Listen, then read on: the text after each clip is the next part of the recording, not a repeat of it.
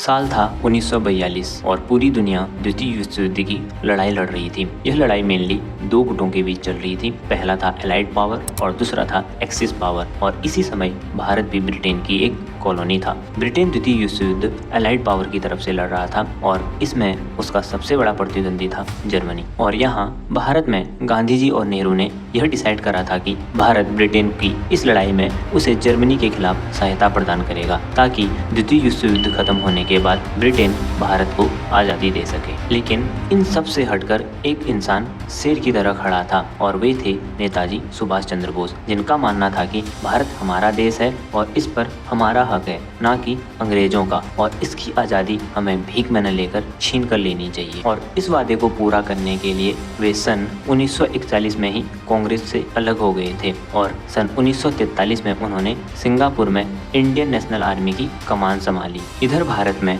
8 अगस्त 1942 को कांग्रेस और गांधी जी ने भारत छोड़ो आंदोलन की शुरुआत करी थी। लेकिन उसी रात कांग्रेस के सभी नेताओं को ब्रिटिश गवर्नमेंट ने पकड़कर जेल में डाल दिया था और गांधी जी को छोड़कर ये सभी लोग सन 1945 तक जेल में ही कैद रहे, जबकि गांधी जी मेडिकल कंडीशन में सन 1944 में ही जेल से रिहा हो गए थे। अब इसमें सोचने वाली बात यह है कि अगर कांग्रेस के सभी नेता जेल के अंदर कैद थे तो बाहर देश के लिए आज़ादी की लड़ाई कौन लड़ रहा था? और इसका आंसर है आम जनता, या फिर वे नेता जो कांग्रेस में शामिल नहीं थे, या फिर वे गिरफ्तार नहीं हुए थे। इससे भी बड़ी चौंकाने वाली बात यह है कि सन 1945 में जब कांग्रेस के नेता जब जेल से रिहा हुए तो उनको यह लगा था कि अब लोगों का जुनून खत्म हो गया होगा। लेकिन उन्होंने यह पाया कि जनता अब पहले से काफी ज्यादा आक्रोश में थी और वह आज़ादी के लिए कुछ भी कर गुजरने के लिए तैयार थी। और जनता का यह आक्रोश जागने का कारण था आईएनए या इंडियन नेशनल आर्मी।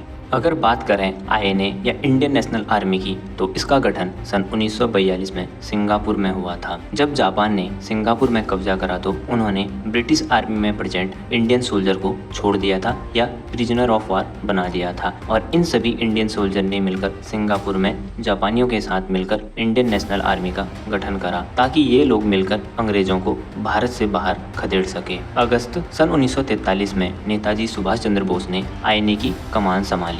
लेकिन सन 1945 तक द्वितीय विश्व युद्ध खत्म हुआ और जापानियों ने एलाइड पावर के सामने घुटने टेक दिए और साथ ही में नेताजी की भी डेथ हो गई। इससे आईएनए कमजोर पड़ गई और इस कारण से अंग्रेजों ने आईएनए के सैनिकों को पकड़कर उनका ट्रायल करना शुरू कर दिया। इस ट्रायल में करीब 7500 आईएनए के सोल्जर थे जो कि निर्दोष थे और यह ट्रायल दिल्ली के लाल किले पर करा जा रहा था। और जब लोगों को इस ट्रायल के बारे में पता चला तो लोग आग बबूला हो गए और इससे आज़ादी की ऐसी लहर दौड़ पड़ी कि अंग्रेज सभी सैनिकों का ट्रायल करने में असफल रहे। और आईएनए को सपोर्ट करने के लिए जनता ने 12 नवंबर को आईएनए दिवस के रूप में सेलिब्रेट करा और 5 से 11 नवंबर को आईएनए वीक के रूप में सेलिब्रेट करा। ऐसा नहीं था कि आज़ादी की यह लड़ाई या आज़ादी की यह लहर सिर्फ दिल्ली में ही चल रही थी, बल्कि यह भारत के चारों दिशाओं में फैली हुई थी। यहाँ तक कि आईएनए को सपोर्ट करने के लिए royal Indian navy, royal Indian air force और इंडियन आर्मी के द्वारा कई जगहों पर रिवोल्ट भी करा गया। पहली बार 18 फरवरी 1946 को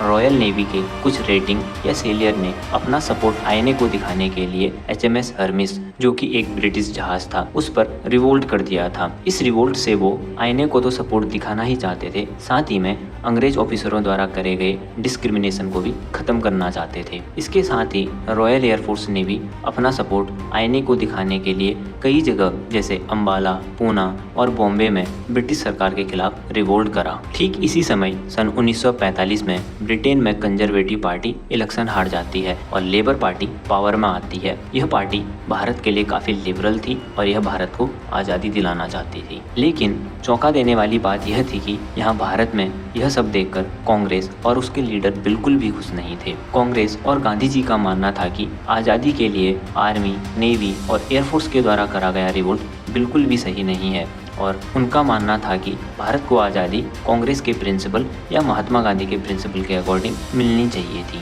यहाँ तक कि इन सब का मॉरल अप करने की बजाय कांग्रेस ने 23 फरवरी 1946 को पटेल और जिन्ना को नवल रेटिंग के पास भेजा और उन्हें सरेंडर करने के लिए प्रेरित करा, जिस कारण से यह मूवमेंट काफ़ी ढीला पड़ गया। लेकिन इस मूवमेंट से अंग्रेजों ने एक बात सीख ली थी कि अब भारत में राज करना पहले के बराबर आसान नहीं था, क्योंकि जिस मिलिट्री के दम पर वो भारत पर राज कर रहे थे, आज उसी मिलिट्री ने उनके खिलाफ रिवोल्ट कर दिया था। इसलिए बाद में ब्रिटेन के प्राइम मिनिस्टर क्लेमेंट एटली ने अपने एक बयान में यह कहा था कि आईएनए के मूवमेंट और रॉयल इंडियन नेवी के रेटिंग के रिवोल्ट के कारण उन्हें भारत छोड़ना पड़ा था। लेकिन आज भारत को आज़ाद हुए 75 साल हो गए हैं, लेकिन अभी तक हमें ऐसे मुद्दे या ऐसी वीर गाथाएं कभी नहीं बताई गई और न ही हमारे किताबों में यह कहीं दर्ज करवाई गई है, जबकि यह भारत की एक जीती जागती विरासत है। दोस्तों, क्या आपको भी लगता है कि हमारा इतिहास हमसे छुपाया गया है? अपना आंसर कमेंट सेक्शन में जरूर दीजिए और ऐसे ही वीडियोस के लिए do subscribe the channel and finally जय हिंद।